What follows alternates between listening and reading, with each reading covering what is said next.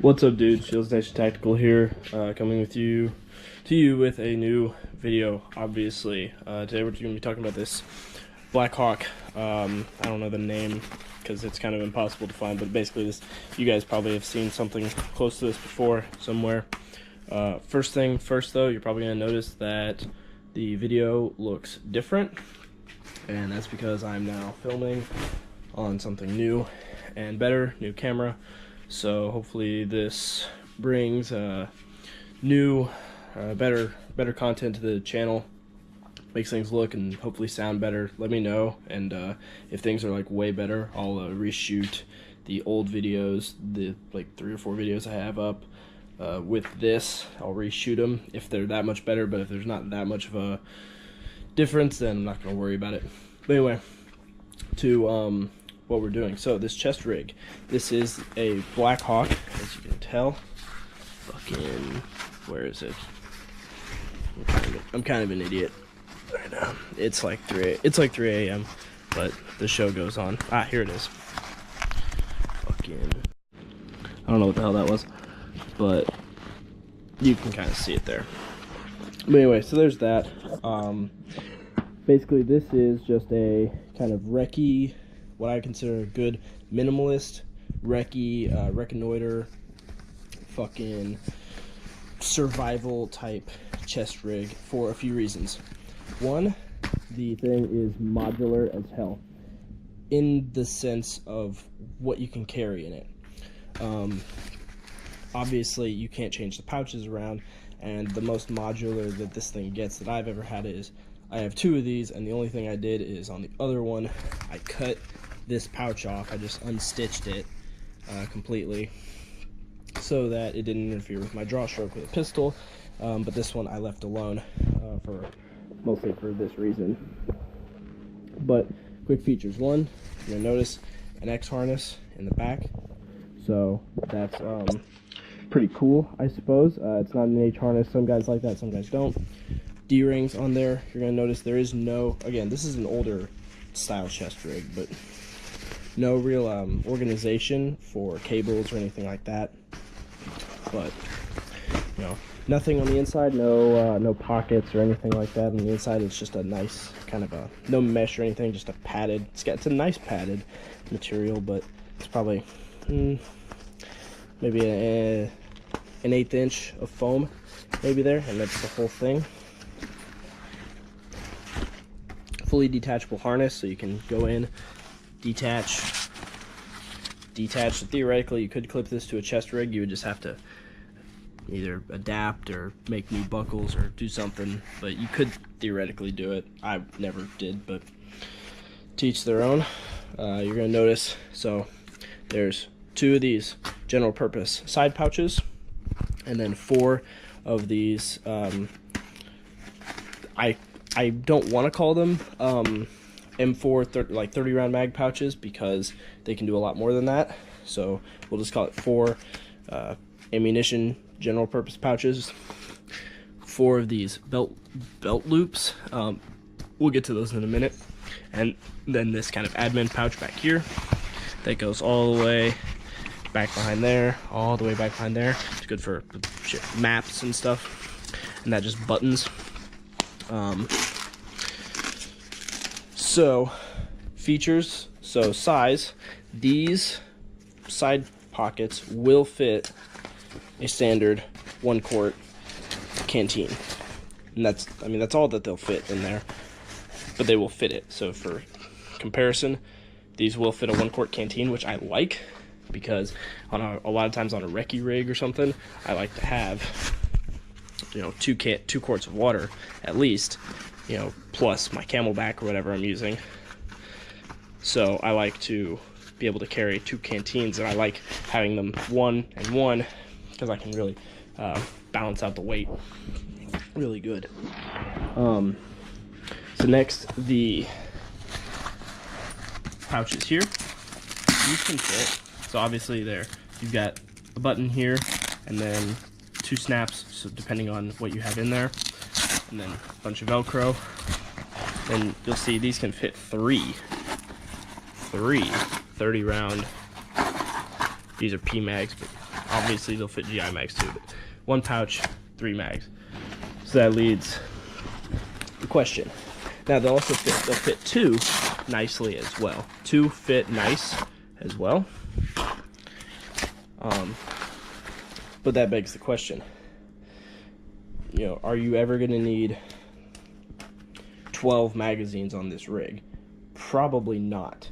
So that's kind of the thing I like about this rig, is that you can pretty much say, okay, let's say I only need 4 magazines, or even 6. You could put 6 magazines right there, and I know that seems like a lot, 3 mags sticking out, but that sticks out, you know, no further than a plate, which what so many guys do, which is, you know, a fucking plate carrier with a double mag pouch on the front. You know, that actually probably 3 magazines probably sticks out less than that. So that's not a huge thing, honestly. So you could do like 4 or 6 mags there, and then, you know, these I've put radios and everything. I mean, these pouches are just huge for what you can put in them. They each have a little kind of flap divider in them. You can see they each have a divider in there for specifically for that. You can put different things in there. So the way I've generally done this is a decent setup is like a canteen, no canteen cup or stove, obviously, but 2 canteens, and then 6 mags. Usually like an aid kit, like a bleeder kit here, in one, and I'll mark it with something like a cross or something. And then this one can hold whatever, just, you know, these hold smoke grenades. You could put a smoke grenade in there, multi-tool, fucking GPSs, whatever weapons cleaning gear, whatever you might need, you know, for we'll get into the contents of like a recce rig in a different video. And then back here I would just keep here is actually where I'd keep a lot of stuff. You'd keep maps and stuff, but you'd also keep emergency chow, broke down MRE, one of those little packets of drinking water if you're into that type of thing, water purification tablet, survival kit, that type of stuff. And also you can attach a pistol belt to this thing, one of the old school GI pistol belts. The only thing is it actually you'll have to run it backwards, and the clip will actually be in the small of your back, which I've ran before. I'll put up some videos at some point of me running a rig like that, and it's not bad. It's just a little different than what people are used to, because they're used to a split in the front, not a split in the back. So you're not going to be running like a butt pack really with that type of system, unless obviously you choose to just run a belt underneath it, which I feel like for a rig like this could go either way. You don't need a subload necessarily, but I can think of a lot of situations where you would want one. Quick little modifications that I don't have my other rig here to show you, but I'm going to do them to this one at some point and put those up. Is one, of course, you're going to want to paint and then tape all of these buttons, because as you can tell just by that, they're shiny. So what I do, get a cardboard template, cut out a circle, put the paper over that, and then spray it, all those buttons, and then put some tape over them, just some 100-mile-an-hour tape. Tape up all your straps and everything. Tape up all these. Other things, these tabs, I hate these tabs. What I do is, I'll show you guys this too. Take a little piece of 550 cord, take it and tie some sort of, you can do a cobra weave, you can do just an overhand knot, whatever, but just put something here so that you can get that. There's way too much Velcro on these flaps, so what I've done is taken tape before and just taped all the way like around this, so that there's only like that much, you know, Velcro or whatever. And then I've even done it sometimes if I need to be totally quiet and just have the snap. I've just taped all of this and then cut out the circle for the button there. It's whatever. That's what I do wish they had put on here. I wish they had put Velcro silencers if you have to be quiet, but not really necessary on one could argue that it's not really necessary because, you know, if you are your weapon should be loaded. Therefore, if you are opening the pouch to access your ammunition, do you really need to be quiet at that point? Probably not, but there are arguments for it. These don't have any Velcro, which is good. So these, if you do have to keep something that you have to maintain noise discipline for, that's a really good place to put them. Other things. The only other one thing that I do like to do as well is put a loop Velcro panel back here, loop hook, whichever, the soft one, whatever it is. I've taken these to sew shops and had them put one of those back there so that you can put the little Velcro dangler pouches on these, because those go really good with these. And this is kind of a dated kit, so that's a decent way to kind of update it a little bit. If you want to run a full IFAK on these pouches make excellent full IFAKs. And then of course back here, paint and tape those, and then, like I said, stick whatever you want in there, just depending on what you're doing. But all in all, guys, this is a good rig. It's tough. Oh, the main, I almost forgot to mention, the main thing that I really like about this rig though is just how versatile it is and what ammunitions you can carry. So obviously you saw you can carry, 3 fucking PMags in there in one pouch, but it also leaves you open, and this is what I mostly use it for, is running weird shit. For me, weird is anything that's not a 30 round AR mag.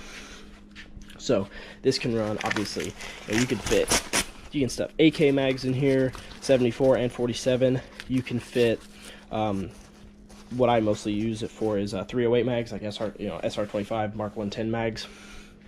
I haven't done it yet, but I'm gonna run a test, and I think the 25 round 308 mags, I think Magpul makes them, but the 25 rounders, I think 2 of them will fit in here. So if you're running a 7.62, so this is for me pretty much what I run as like a DMR type setup, like a recce DMR setup. If you got to carry 308 ammunition, is mostly, like I said, you could obviously, use 5.56, but that's where I feel like this really shines, is being able to very quickly, keep whatever you keep in here, and then swap out, and that's, like I said, why having the 4 identical pouches really helps, is because, sure, when you're running 5.56, does it make sense to carry 12 magazines in here? Most cases, no. But let's say you're running 20 round 308 mags. Well, if you can only carry 2 per pouch, that's instead of 90, 180, fucking 270, 350, I think. I don't know. Don't quote my math. You're turning that into, if you're running 20 round 308 mags, you're turning that into 40, 80, 120, think so. It's something to think about. If you can, I can say, and plus it's really good gear that comes in woodland, and sometimes that's hard to find anymore. M81 woodland is bay. So, really my one main complaint that can't be fixed is I wish, and this is just because I have a LBT 1961 that I love, and it doesn't have pass-throughs there, which is no big deal, but I wish it did. And I guess theoretically you could do that. Well, no, because it's got I don't know. I'm not gonna worry about it. But anyway, this is the chest rig.